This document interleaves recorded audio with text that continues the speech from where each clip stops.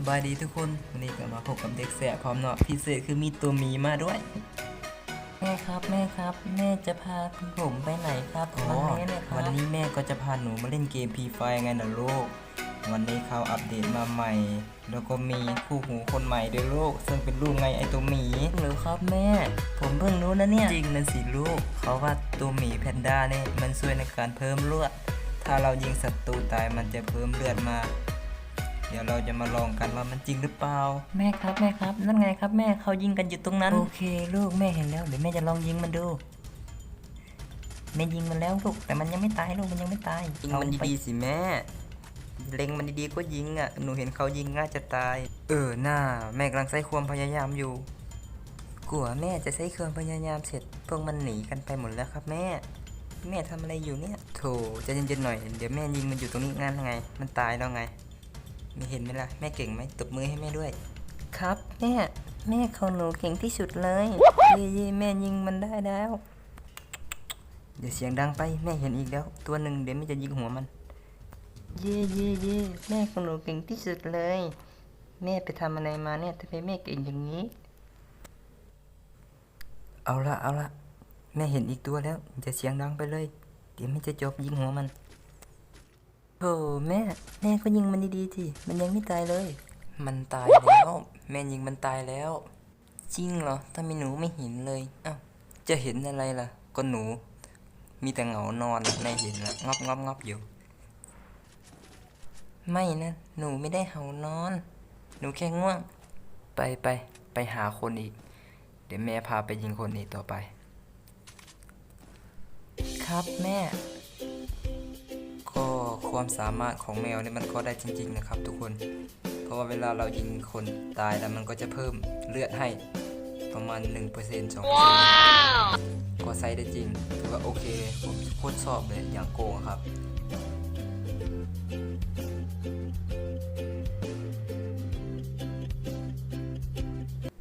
แม่ใครยิงแม่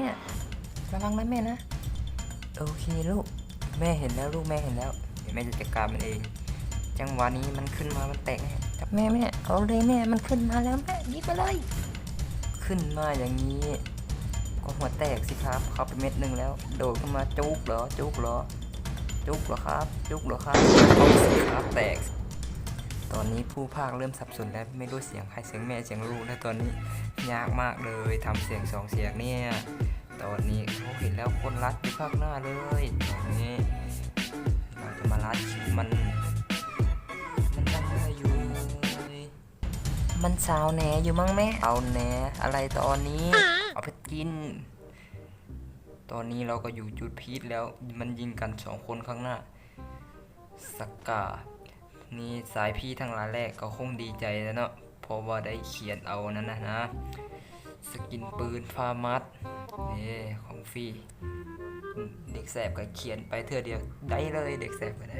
โชคดีขนาดวันมูเลยนะธรรมดาเลยแม่ครับเด็กแสบนี่เขาคือใครครับแม่ลูกได้ยินมาจากไหนอะแม่ก็ไม่รู้เขาไม่ดังหรอก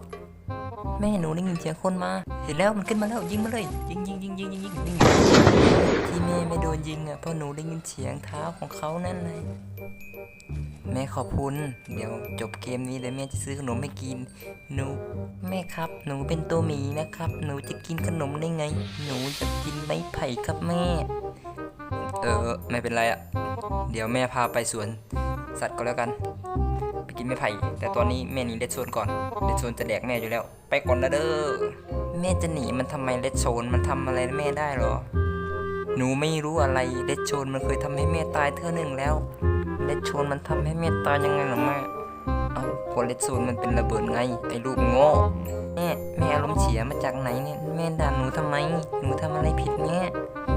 เงียบหน่อยเดี๋ยวมันมีคนแถวๆนี้เดี๋ยวตายทั้งแม่ทั้งลูกอยากจะกินขนมอยู่ใช่ไหมถ้าอยากกินเงียบแม่กำลังใช้สมาธิอยู่ครับแม่หนูจะใช้สมาธิกับแม่อยู่ดีๆนี่แหละ